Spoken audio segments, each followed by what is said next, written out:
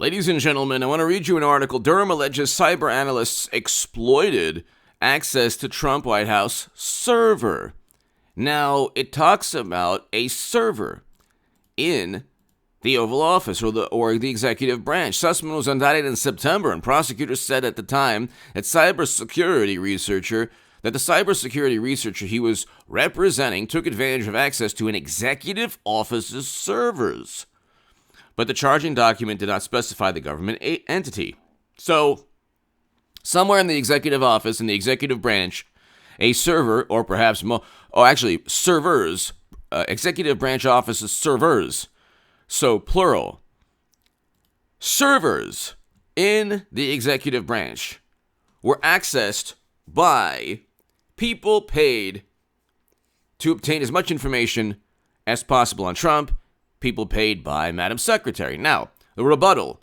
Let's debunk these absurd rebuttals that are aimed at debunking the obvious, which is that there was surveillance while Trump was president. Yes, they obtained this information while Trump was in the Oval Office, in the executive branch. They can't possibly fathom that they would do such a thing, but they did. That's why the Durham Probe exists. Hit subscribe to this channel right now. Very important segment. Share it everywhere. Tell your friends about this channel. The Stock Market Crash channel is below in the pinned comment. Subscribe there. I have a very important segment later today.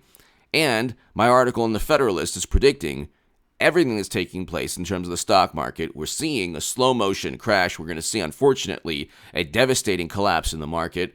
I will have predicted that. And everything was inflation, oil prices. I talk about all of that in that Federalist article. And I predicted all of it in October of last year. Read that article below. It's in the pinned comment. There are other articles in the Durham Probe that I wrote in the Federalist. That's on my author page or on hagoodman.com, and you could read my writing in a whole bunch of publications there. The Hill, the Huffington Post, Salon, the Jerusalem Post, the Federalist, the Daily Caller, other publications. But ladies and gentlemen, hit subscribe. They obtained information on servers actually owned by the United States government while President Trump was in office. They say, and here's the rebuttal, that there was an existing contract between President Obama's White House, his administration, and these cybersecurity researchers. Who cares? The existing contract or information obtained before Trump was in the executive branch, that's completely irrelevant. There was never a contract to investigate an incoming president or President Obama. Did that cybersecurity contract, or did the contract that they had apparently that gave them access to executive branch servers, did that access entail obtaining as much information as possible about President Obama or anyone in the Democratic Party? No. Or Biden, mashed potato brains, who is presiding over pretty much the end of the planet. But you know what? At least Trump isn't tweeting. I have a segment on that every evening, by the way, so be here. I have like a running series. I don't know how long I'll do it, but it's amusing. So that's the last segment of the day by around 10 p.m., 9:30, 10 p.m. Pacific. But number one, they had no right to obtain that data, even if they had an existing partnership or relationship or contract or work agreement with President Obama's Oval Office. Why? Because we know very well that Clinton did not pay Sussman, and Sussman was not hired by the tech executive to obtain derogatory information, a narrative for VIPs that were in President Obama's administration. It was about setting up and framing Trump. Then they say, well, the word surveillance isn't in the indictment. That's hilarious too. You don't have to actually use the word spying on Trump when you're explaining what's taking place. An indictment is a thorough analysis of all the events or all the illegal activity or everything that took place to give context pertaining to the legal statute that an individual broke. So There isn't going to be one line that is going to appease CNN or Washington Post and Democrats. The whole indictment talks about that they exploited access, that they were paid to weave a narrative for VIPs, for people that they had to please, for people that they had to give this information to, and that they were trying to create a narrative that was not true and give that narrative, which they were successful in doing, to government agents to then spy on Trump, or to investigate Trump. Now, all you hear from the New York Times or the Washington Post or CNN or PolitiFact is, right-wing media and conservatives taken, and they run with this, and they make false claims. It is not a false, just like Democrats don't think it's a false claim to say that Russia wanted Trump. There's zero evidence. There has never been any direct evidence from when Clapper admitted that with Chuck Todd to today, to this very second, that Russia ever wanted Trump. If anything, they didn't invade Ukraine under Trump. He was pushing to end Nord Stream 2, Trump. And Nord Stream 2, when Biden waived those sanctions, that's one of the reasons that President Zelensky stated allowed allowed Russia to invade Ukraine. Okay, the sanctions now after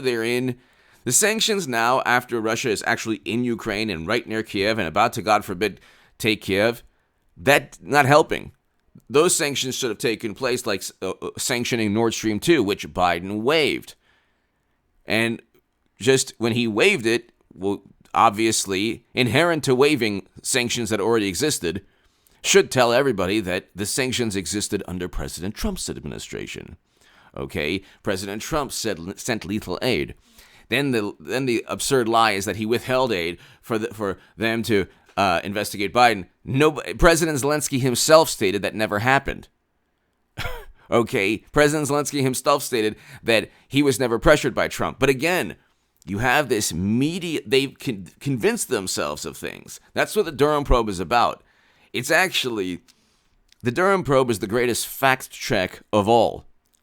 Because the most disinformation, the most information that is just the most absurd narratives, the greatest lies are being told by the people who complain the most about Trump lying or, this country or that country lying. These people, they live in a bubble full of euphemisms, which George Orwell called verbal refuse.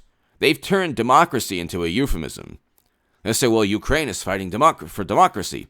No, Ukraine is fighting for its survival because democratic countries apparently wanted to use it as a proxy battle against Russia, which is despicable and insidious.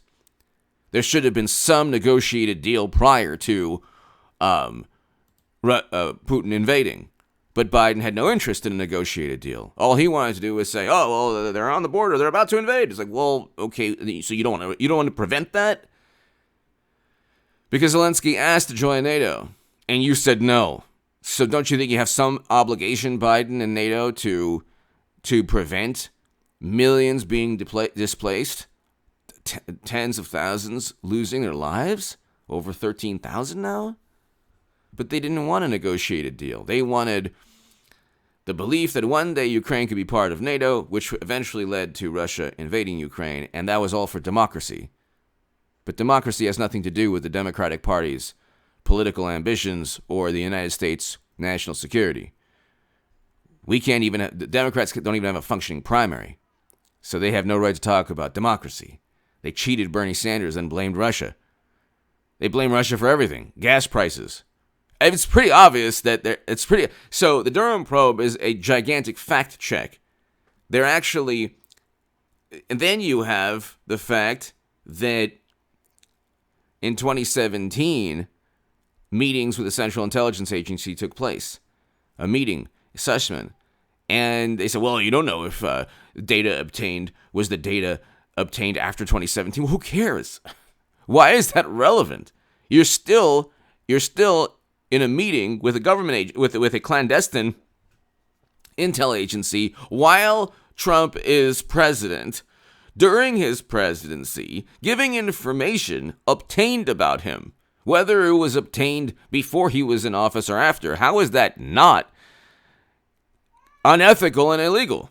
So you have a situation, ladies and gentlemen, where It's like you have a situation where all of this is just coming to a certain, all of this is, it's obvious that what they did was they tried desperately to create a narrative through exploited data, through access to government servers, yet again, and it didn't work out. Give me your thoughts below. Hit subscribe right now. Hit subscribe.